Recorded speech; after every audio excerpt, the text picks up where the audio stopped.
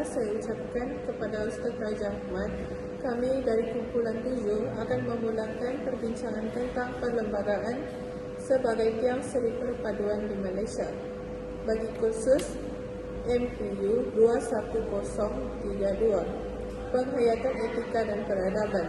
Sebelum memulakan perbincangan kami akan memperkenalkan diri kami terlebih dahulu. Nama saya Teti Sindeja, nomor kad matriks 07 DPR 23F 1015. Saya Azwana binti Abdul Aziz, nomor matriks 07 DPR 23F 1006. Saya Cleonitif Cleopas Golius, nomor matriks 07 DPR 23F 1049. Saya sendiri, Nurul Anissa binti Roy, memegang nomor kad matriks 07 DPR 23F 1058. Malaysia sebagai sebuah negara yang berdaulat memiliki perlembagaan yang unik, unggul dan tersendiri yang juga dikenali sebagai perlembagaan persekutuan.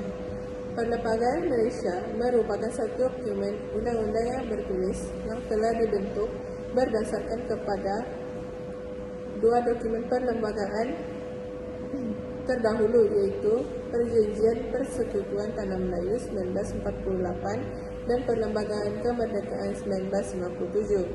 Kontrak sosial merupakan satu permuafakatan antara kaum yang dicapai sebelum merdeka melalui satu persetujuan dalam kalangan masyarakat dan pemimpin yang terdiri daripada kaum Melayu, Cina dan India.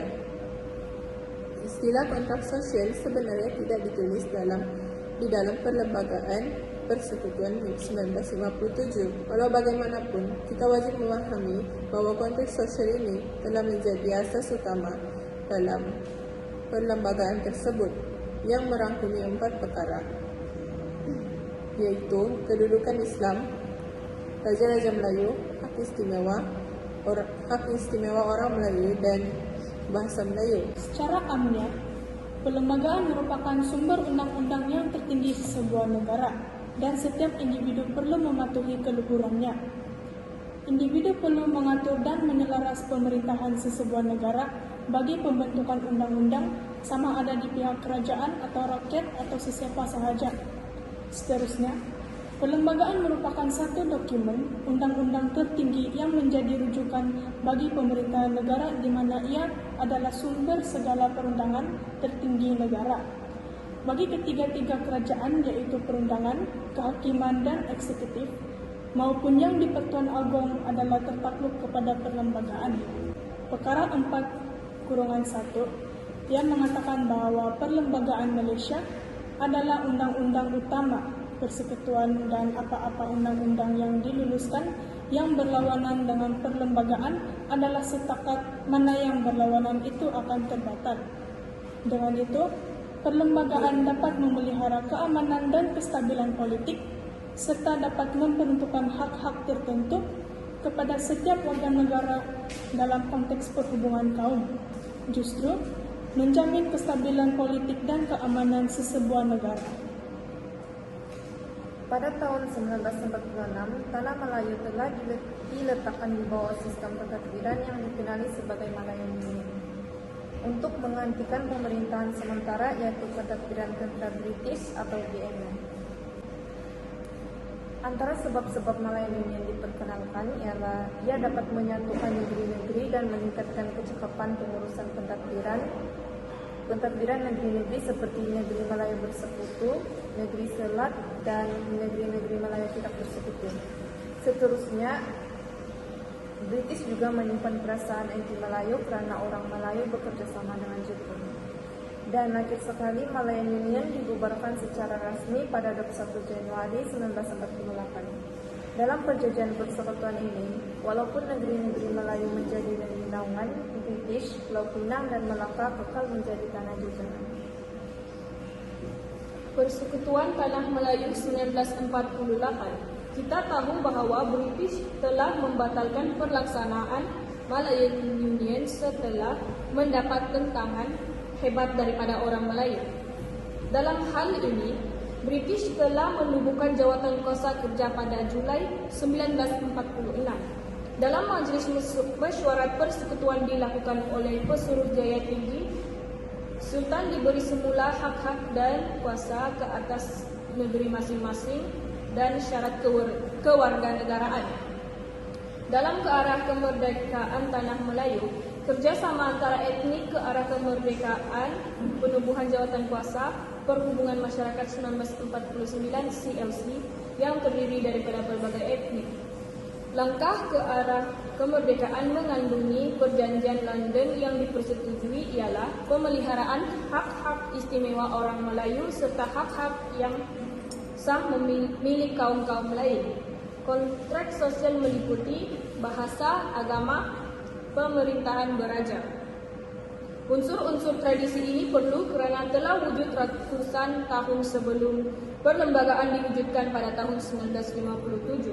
Dilindungi di bawah Akta Hasutan dan dianggap sebagai isu-isu sensitif yang dilarang daripada dijadikan isu perbincangan awam. Prasyarat ini menunjukkan bahwa pemimpin terdahulu telah menerima formula bagi menyelesaikan masalah. Antaranya bahasa Melayu diterima sebagai bahasa kebangsaan sebagai prasyarat penerimaan hak kewarganegaraan oleh etnik bukan Melayu. Unsur-unsur tradisi kesultanan telah wujud dalam sistem sosial dan raja berkuasa mutlak. Selepas merdeka, berkonsepkan raja berperlembagaan bertindak atas nasihat kabinet. Perkara 160 memberi definisi Melayu sebagai seorang beragama Islam, lazim bercakap bahasa Melayu dan menurut adat istiadat Melayu. Peruntukan Islam terjamin dalam keadaan mana sekalipun kerana untuk memindahnya ia perlu kepada sokongan majoriti lebih 2/3 parlimen dan perkenan yang di Pertuan Agong perkara 159 dalam kurungan 5. Bahasa Melayu perkara 152 iaitu kedudukan bahasa Melayu sebagai bahasa kebangsaan tanpa menafikan hak-hak bangsa lain menggunakan bahasa mereka. Unsur-unsur tradisi, kedudukan istimewa orang Melayu seperti lahir sebelum hari merdeka di Persekutuan atau di Singapura atau di Ibu Bap atau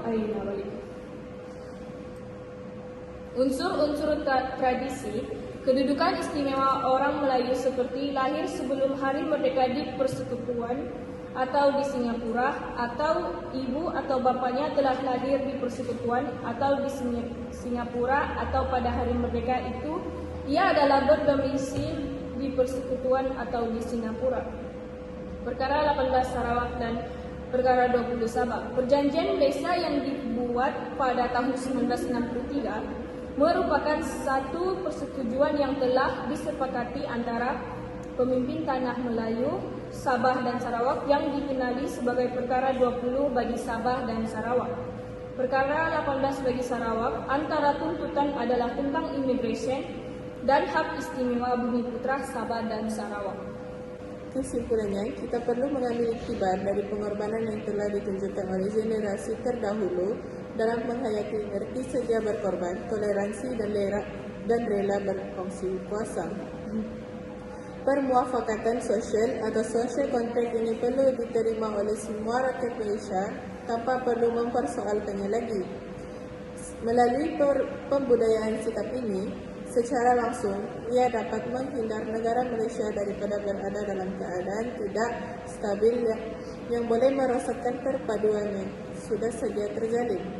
Sekian saja dari kumpulan 7.